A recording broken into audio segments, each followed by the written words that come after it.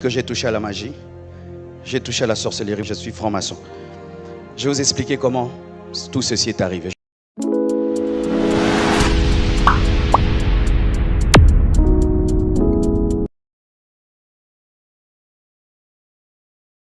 Beaucoup de gens, quand ils ont vu l'explosion du ministère qu'on a eu, ont dit que j'ai touché à la magie, j'ai touché à la sorcellerie. Vous savez aussi, non?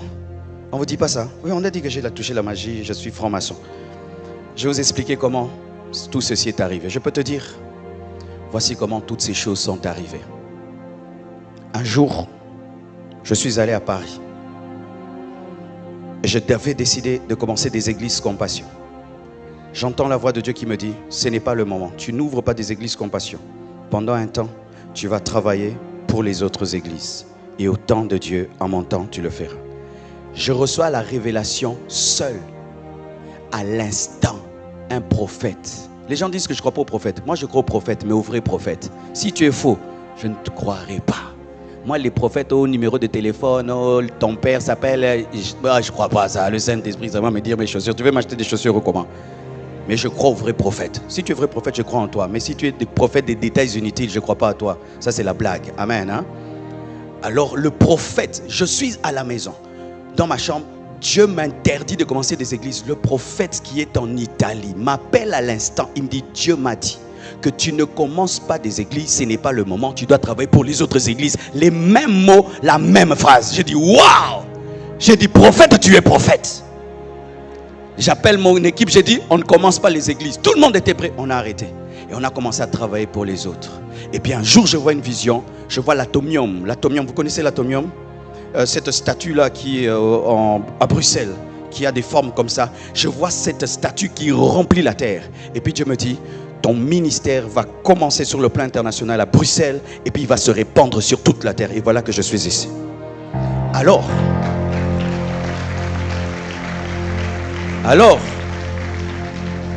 quand Dieu te promet des choses, Satan entend et il va venir te promettre. Alors un jour, je vais à Brazzaville. Je vois une vision. Depuis que je suis sur la terre, je n'ai jamais vu quelqu'un d'aussi beau. Je vois un être beau. Il était comme Michael Jackson. Il avait le magnétisme de Michael Jackson. Il marchait comme s'il planait. Il était beau, il était fier. Et je le regardais. J'ai dit, quelle beauté. C'était un homme, mais il était comme une femme.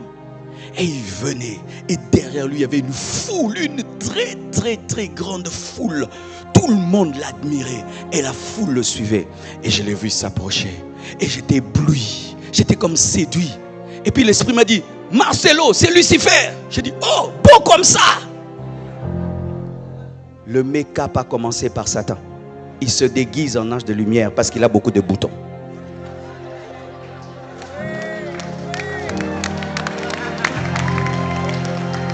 Il savait que s'il venait comme un dragon, j'allais le chasser. Il s'est déguisé en astre brillant parce qu'il fut un astre brillant. Mais son âme est abîmée. Satan peut prendre l'apparence qu'il avait avant, mais il ne peut pas prendre l'intérieur qu'il avait. Et j'ai vu dans ses yeux, il avait un regard sombre, rempli d'orgueil et de méchanceté. Et la voix me dit, c'est Satan. Et il est venu jusque-là. Et il m'a dit, Marcelo, tu veux la gloire et le succès? Et quand il me disait ça, il me montrait la foule qui était derrière. Et puis Dieu m'a dit, dis non. Parce que si tu acceptes dans la vision, tu l'acceptes dans ta vie, tu fais un pacte. J'ai dit, je ne veux pas de ton succès.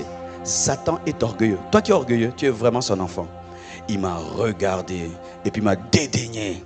Et puis il est rentré. Et quand il est parti, toute la foule qui venait est partie avec lui. C'était sa queue. Il a amené la foule. Et la foule le suivait, il est parti, il arrive loin, il se retourne et me regarde, me dit, tu es bête. D'autres pasteurs comme toi vont accepter. Et puis il est parti. La Bible nous dit qu'il a proposé à Jésus, il a dit quoi? Si tu m'adores, je te donne la gloire. Si tu as un futur, Satan viendra avant ton futur pour te proposer ton futur, qui est ton futur, te faisant croire que lui te donne ton futur alors que c'est ton futur. Voyons même, Lorsqu'il vient auprès d'Adam et Ève, il dit que si vous mangez, vous serez comme Dieu. Mais ils étaient déjà comme Dieu parce qu'ils étaient créés à son image, à sa ressemblance. En soi, lorsque le diable vient te donner, il vient te donner ce que tu as déjà. Mais comme tu ne sais pas que tu l'as, il te donne ce que tu as pour que tu puisses l'adorer, mais tu l'as. C'est pourquoi j'aimerais dire à toutes les filles, on te drague par des hommes riches, mais des maris d'autrui n'acceptent pas. Tu vas épouser un homme riche. C'est pourquoi des hommes riches, maris d'autrui viennent. Ça prouve que tu as cette grâce, tu as cette onction, mais Satan veut dévancer ton mari afin que le mari de l'autre puisse te connaître pour que tu puisses rater ton mari. On te propose l'occultisme pour être riche, tu seras riche. Parce que Satan n'a rien, c'est un voleur. Et puis il vient et il s'en va. Et il me dit, d'autres comme toi accepteront. Et puis il est parti. Quelque temps après, une autre vision surgit. Je vois quoi? Partout je partais, on citait mon nom, à la télé, journaux.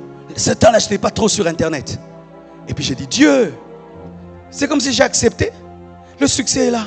Partout on parle de moi. C'est comme si j'ai accepté. Dieu m'a dit, est-ce que tu avais accepté? Non, j'avais refusé, mais le succès est venu. Et puis il m'a dit, non, ça c'est moi qui vais te donner. Il est venu avant, mais ça c'est ce que je ferai. Tu seras élevé. Tu seras connu dans le monde entier. C'est moi qui le ferai. Mes frères, en ce temps-là, je n'avais même pas un visa de Bruxelles. Mon seul voyage international, c'était à Brazzaville. Frères et sœurs, mais quelque chose que j'ai vu dans cette vision. Alors que tout le monde disait, Marcelo, Marcelo, ça ne me faisait rien. Je me promenais comme ça. Et puis je disais, qu'est-ce qui me trouve? Qu'est-ce qui me trouve? Qu'est-ce qui me trouve? Et puis Dieu m'a dit, tu as vu le secret? Si tu veux que cette élévation soit gardée, demeure humble, demeure simple. Les gens pourront trouver des choses en toi, mais toi, trouve-toi petit à tes propres yeux et je te garderai, je t'élèverai. Ce que vous voyez là, c'est le surnaturel qui le fait. On vient à Montréal, on déclenche 3 cultes, sans panneau. C'est le surnaturel.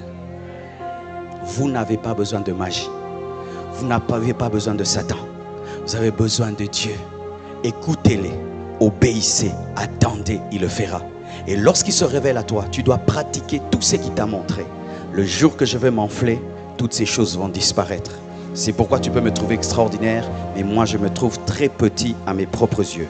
Je suis le frère Marcelo, je suis ton frère, je suis ton frère, je suis ton frère. Je ne suis pas extraordinaire, je n'ai pas un Saint-Esprit meilleur que le tien, mais Dieu a eu pitié de moi pour que je me tienne ici pendant que toi tu dis Amen. Dis Amen. Amen. Alléluia. Alléluia. Alléluia. Alléluia. Alléluia. Le monde spirituel existe.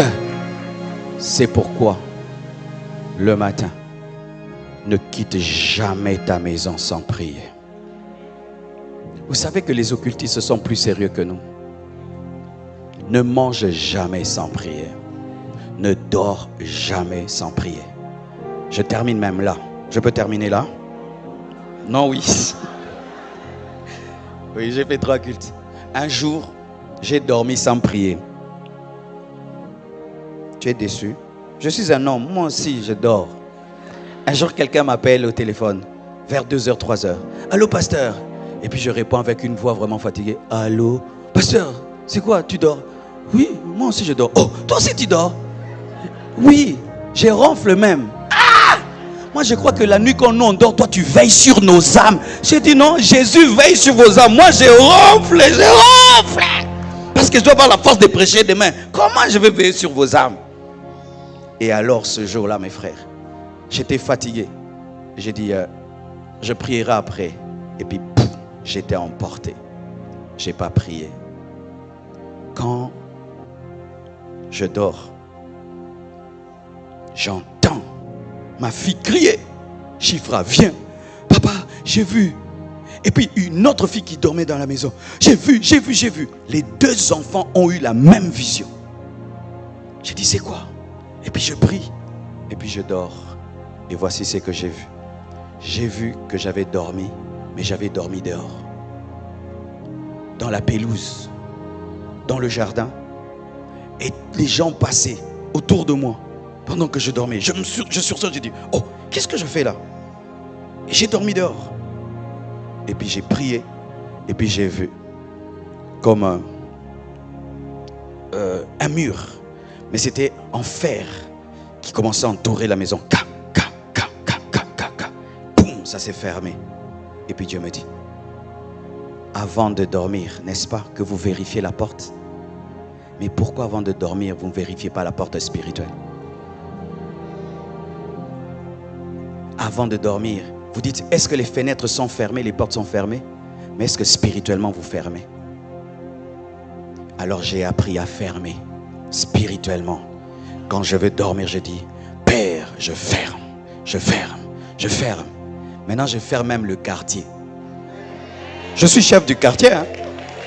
Je ferme chez moi et puis maintenant, je ferme le quartier. Si tu es sorcier, tu étais parti, tu attendras. Donne-moi l'amen.